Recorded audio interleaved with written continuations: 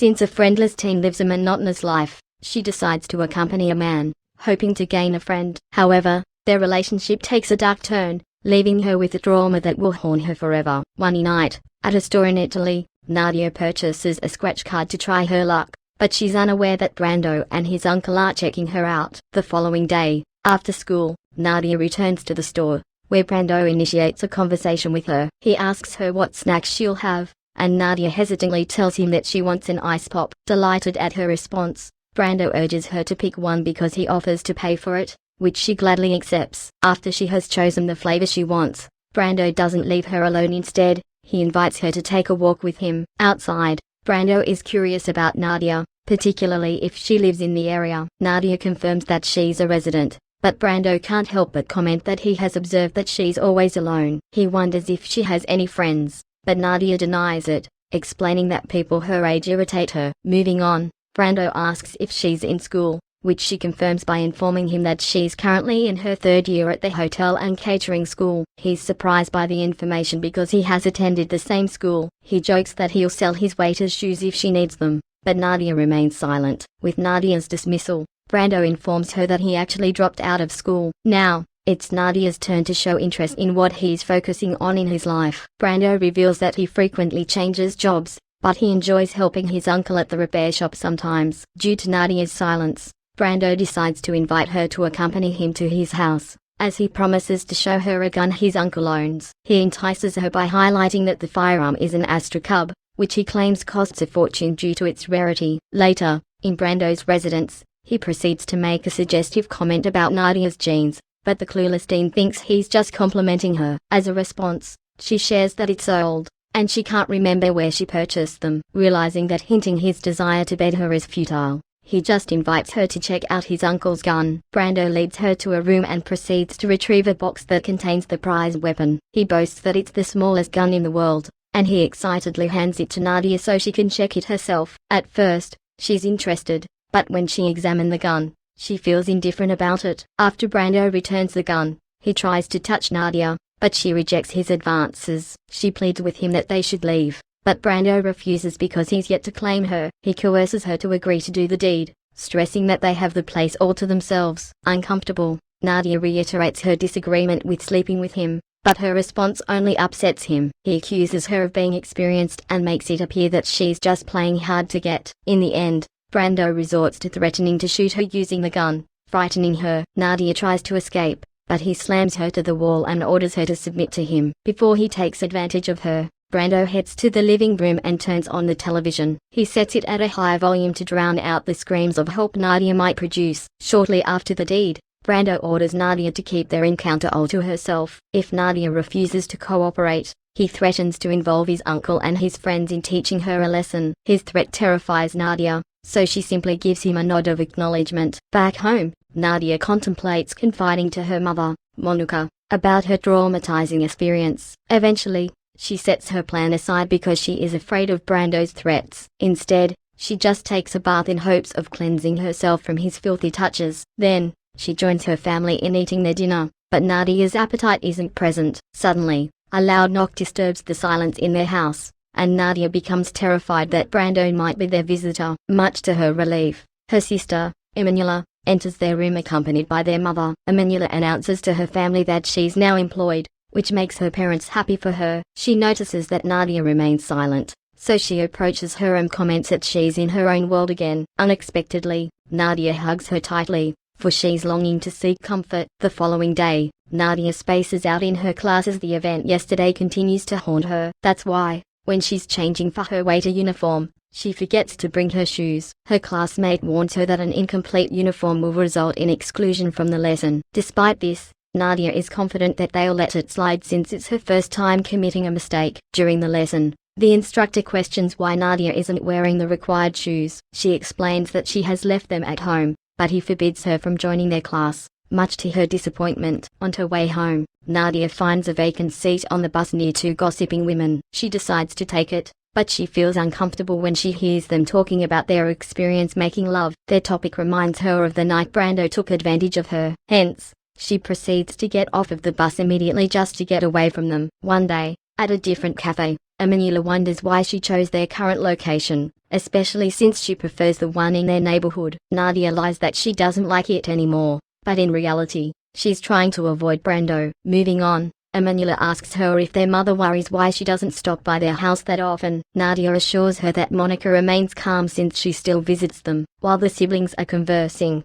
Brando enters the cafe and orders an ice pop for Nadia. To rattle her, he puts the ice pop in front of her and leaves without saying anything. Emanuela asks if he's her friend, but Nadia refuses to answer as her attention is focused on him. Brando gives her a threatening gaze, prompting her to avert her eyes due to fear. Since she hasn't shown interest in consuming the ice pop, Emanuela wonders if she'll eat it, but Nadia refuses. She watches as her sister eats the treat with gusto, but it only serves as a reminder of that night. Abruptly, Nadia informs Emanuela that she has to leave for the supermarket, reasoning that she has to purchase some school supplies. In the supermarket, Nadia purchases a pregnancy test as she's starting to feel unwell. That night, Nadia tries the test, and to her dismay, she discovers that she's expecting. The next day, Nadia boards a train to Emanuela's apartment, for she needs someone to vent out. Once she arrives at her destination, Nadia tries to ring her sister's doorbell, but no one answers. Though frustrated, she has no choice but to wait for her sister to get home, which takes her a whole day. When Emanuela arrives, she wonders what happened to her because she's surprised by her sudden visit. Nadia tries to downplay her problem by saying it's not important, but she promises to tell her about it. Upon entering Emanuela's apartment, Nadia finally breaks down in tears as she confides with her that Brando has taken advantage of her, and it even led to her pregnancy. Emanuela is in disbelief, given that it's too early for her to have her own child. Still, she comforts her and assures her that they'll sort it out. The following day, on their way to their parents' apartment, Emanuela asks Nadia if she has told her friend Katerini about the pregnancy, but Nadia reveals that she is estranged from her now. Surprised, Emanuela inquires about the reason, and Nadia shares that they just have different priorities in their lives. This makes Emanuela sad for her sister, so she asks if she has found another friend, but Nadia believes she's better off without one. Later, in their parents' house, Nadia locks herself in the bathroom as chaos begins to ensue. She overhears how upset her father is at Emanuela because he thinks she's defending Nadia for getting pregnant early. Emanuela clarifies that she isn't defending her sister, leading their father to question why she isn't angry at her. For Emanuela, it's pointless because it will only stress her sister more. Their father declares that they'll remove Nadia's unborn child from her, as he's sure it's the best solution to prevent her from worrying. However, Emanuela expresses her frustration about the possibility of failing to talk things through with Nadia. When her father wants to beat Nadia, Emanuela criticizes him for considering aggression in dealing with their problem. Their father thinks that talking with Nadia will lead to nowhere, given that she locked herself in the bathroom. This time, he wonders if Emanuela knows who fathered Nadia's child, but she denies it. She adds that even Nadia is unsure of his identity, which infuriates their father. He accuses her of sleeping around, further hurting Nadia's feelings. That night, Nadia's father decides for his daughter without consulting her about what she wants to do with her unborn child. The man asks Monica if she has booked the place where they'll remove Nadia's unborn child, and the woman confirms. He's determined to get rid of their daughter's unborn child, so he pressures Monica to arrange the operation soon. As she's afraid of their patriarch, Monica acknowledges his wishes, and she assures him that it will be an easy process due to the advanced technology these days. Nadia's father points out to his daughter that she isn't ready to be a mother yet, so he believes his decision is for the best. A few months later, in class, Nadia calls her teacher's attention because she has to use the toilet. The instructor is puzzled because she has just returned from the restroom. Nadia voices that she urgently needs it again, but the instructor is disappointed at her lousiness in class. Can't resist it anymore, she decides to ask Nadia when she can test her because she doesn't have a grade in their subject. Nadia urges her to choose a day so that she can study hard for the said test. However, the instructor reminds her that she only attends their class once a week, resulting in her missing the entire curriculum. Nadia suggests that she can give her a 6 for now, and then she can test her after. Before leaving, she asks her teacher what chapter she should study, but the woman refuses to inform her because she expects Nadia to be aware of what they're tackling. Not backing down,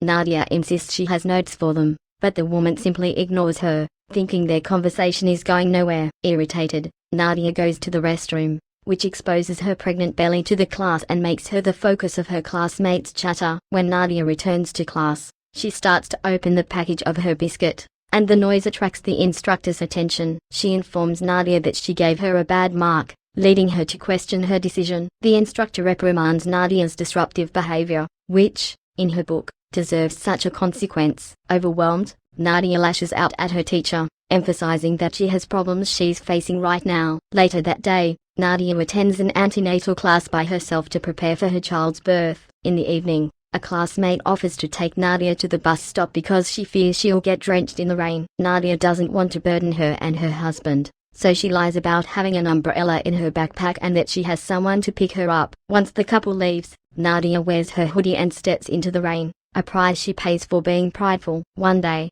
while Nadia is meditating at the park, Brando, alongside his girlfriend, approaches her, making her uncomfortable. Brando greets her, but Nadia refuses to return it, so he thinks she doesn't recognize her. As he sits beside Nadia, Brando comments on the change in her physique, but she continues to ignore him. Brando wonders if she knows her child's gender and even tries to touch her belly. Immediately, an insulted Nadia swats his hand away and starts to leave. However, Brando encourages his girlfriend to touch Nadia's belly in his stead, explaining that she's good at guessing. The woman reaches for her belly, but Nadia forbids her. She proceeds to take her leave, but Brando's girlfriend shouts that she thinks she'll be having a daughter. Out of curiosity, Brando's girlfriend asks how he is related to Nadia, and he lies to her that they are friends. The following day, during an ultrasound checkup, the sonographer informs Nadia that her child is doing all right. She adds that her pregnancy is coming along fine, and she's ready to give birth. With this in mind,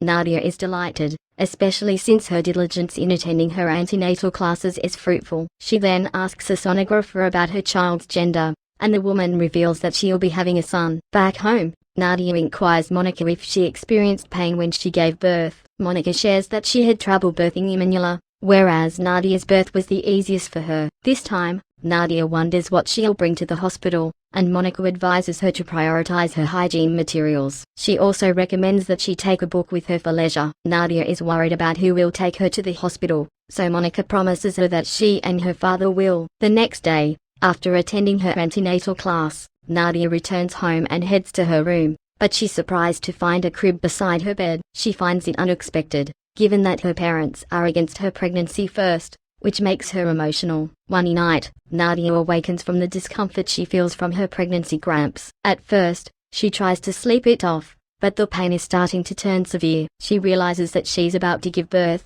so she proceeds to get dressed and pack the necessary things she needs. Instead of asking her parents for help, Nadia decides to go to the hospital alone, afraid of bothering them. Not long after, Nadia is resting after giving birth to her son, Livio. In the hospital, Monica, who's worried for her, informs her that Livio is healthy. Her mother observes that she's tired, so she allows her daughter to rest first. Right away, Monica, alongside Emanuela, heads out of Nadia's hospital room and meets with her restless husband. He inquires about Nadia and Livio's condition, and the woman assures him that they're doing all right. Finally, Nadia's father lets out a sigh of relief, which leaves a smile on Monica's face, knowing he cares for his daughter. Following this, a nurse helps Nadia in nursing her son, and she easily grasps the basics, earning the nurse's approval. A few years later, Nadia now works as a dry cleaner to provide for his son. After her shift, Nadia's co-worker offers to give her a ride home, but she refuses because she prefers to board the boat. Once she reaches home, Nadia happily greets her son, Livio, and she checks on him. Monica is worried that she's home late, and Nadia explains that they had to finish a big delivery. Her mother volunteers to prepare her food, but Nadia feels guilty because she must be tired. To calm her, Monica assures her that she's fine. Since he's interested in her work, her father asks if it's physically taxing, which she confirms. She explains that it's the only laundry in the area, so she's always busy. Her father hopes that she has friends in her workplace, but Nadia denies it because most of her colleagues are older than her. Moreover, they don't have time to interact that much due to their hectic schedule. Her father is still hopeful that she'll have friends, so he encourages her to find time. As Nadia eats her meal, she asks Livio if he has finished his, and the child happily confirms. With this in mind, Nadia promises to buy him ice cream later as a reward. She also promises to purchase one for her parents as a way of showing gratitude to them for looking out for her son. As she reflects on how far they've come as a family, Nadia feels a swell of gratitude and warmth, vowing to cherish and repay their love with every step forward.